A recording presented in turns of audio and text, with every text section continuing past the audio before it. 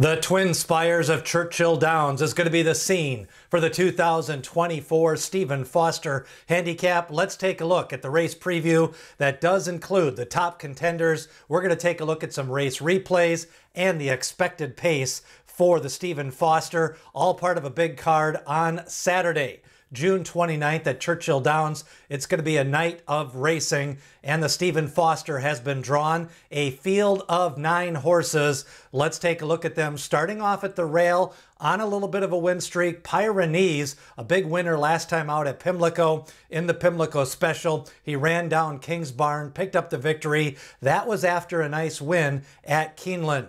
Meanwhile, First Mission seems to be a horse for course. Second in the Clark Handicap at Churchill Downs. Also a winner of the Alysheba in the slop. First Mission also ran in the Pegasus World Cup Handicap earlier this year.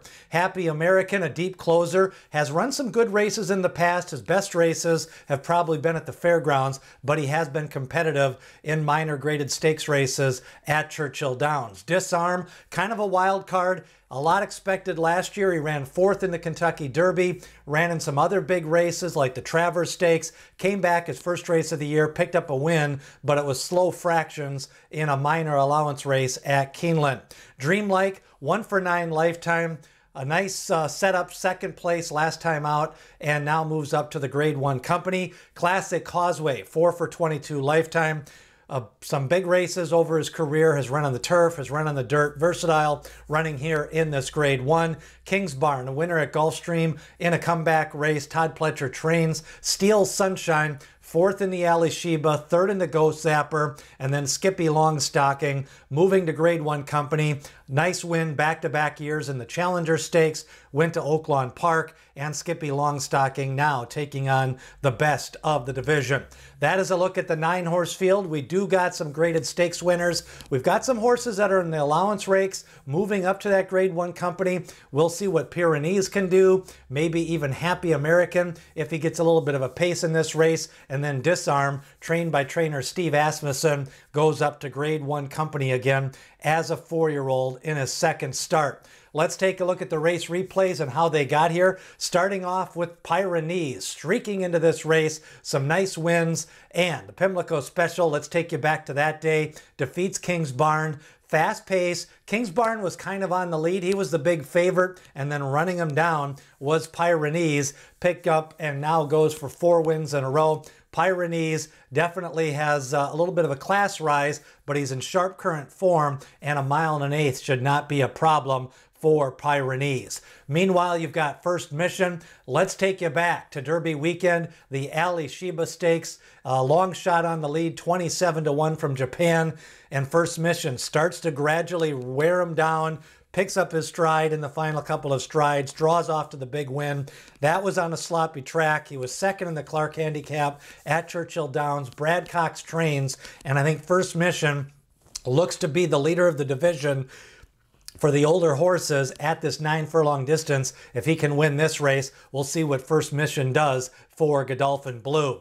Then we've got Skippylongstocking, the Challenger winner in back-to-back years at Tampa Bay, moves to Oaklawn Park, ran some big races last year in all the big races for 3-year-olds. Skippylongstocking, here he is winning the Challenger Stakes, 3-5 favorite that day, kind of dominated that field class-wise at Tampa Bay for Skippylongstocking. King's Barn's another contender for Todd Pletcher, second in the Pimlico Special. Let's take you back to the Gulfstream Park win. This was that off the layoff. Of course, last year he won the Louisiana Derby, ended up running in the Kentucky Derby. Long layoff, comes in here, 3rd race off a layoff, cuts back to 9 furlongs. Seems to have the class. Not sure if his speed figures match up with some of the other ones at 9 furlongs, but King's Barnes does get Louis Saez for trainer Todd Pletcher. Then another Todd Pletcher runner is Dreamlike, 9 starts, 1 win, 3rd in the Blame Stakes. And Dreamlike, here he is running 2nd, Cagliostro. And Brigadier General was 3rd, kind of a productive race. Brigadier General came back to win. Cagliostro went up in class, ran 2nd in a stakes race. So Dreamlike, his best race probably on a sloppy track. He does get some pace to hopefully run at in this race. A lot of these horses are pressers. I'm really not sure who's going to be on the lead pace pace-wise in this race, but Dreamlike a long shot to consider if you're not looking at some of the favorites. The expected pace of this race, again, I kind of dug a little bit into this race. Not a lot of these runners really want to be on the lead, so I'm going to put Kingsbarn on the lead, Skippylongstocking. I didn't think Kingsbarn ran as well on the lead the last time at Pimlico, but that was going 1 mile and 3/16. Now he cuts back to 1 mile and 1/8. He came a little bit off the pace at 7 furlongs. He did go wire to wire in a slow pace race in the Louisiana Derby. Skippylongstocking, he's another one that probably likes best to track, but he's ran some big races at Charlestown. He ran big at Oaklawn Park, the Tampa Bay race. He can be right near the pace if he isn't on the lead. Then you've got your pressers and Pyrenees, First Mission, and Disarm. I think Disarm has got some natural speed to be up there. Mid-pack is Dreamlike. Your closer is going to be Happy American. We'll see which one of these pressers makes that first run on Kingsbarn or Skippylongstocking. Due to the fact we don't really have a clear-cut leader, I'm going to project an average pace, and it's going to kind of favor those pressers, maybe coming from slightly off the pace. Happy American could be a little bit against it, way from behind.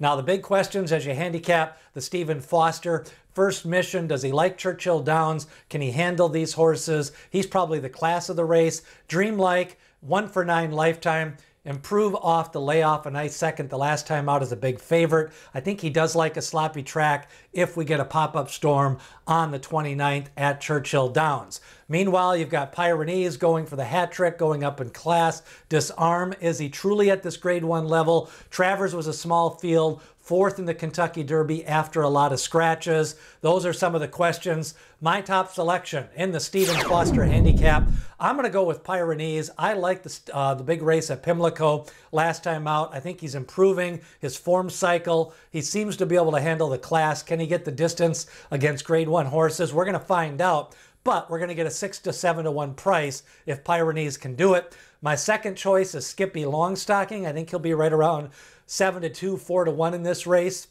And he has good current form if you want to take Skippylongstocking, shipping him here to Churchill Downs. If you're looking for the exacta box, here it is. A couple of long shots. I'm going to go with Pyrenees and First Mission, along with Skippylongstocking and Dreamlike. I just have a feeling Dreamlike can improve here off the second start off the layoff. He's only 1 for 9. He did run a big race in the slop at Parks. He ran a big allowance race last year in a maiden race.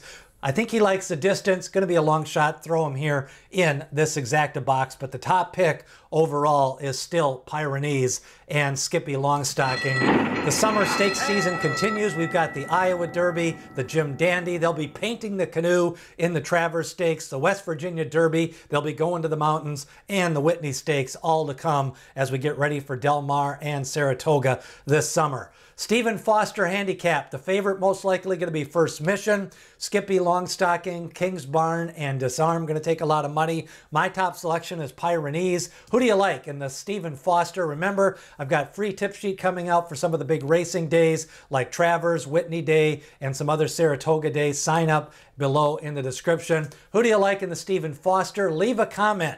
And as D. Wayne Lucas always says, people have opinions, horses have the facts.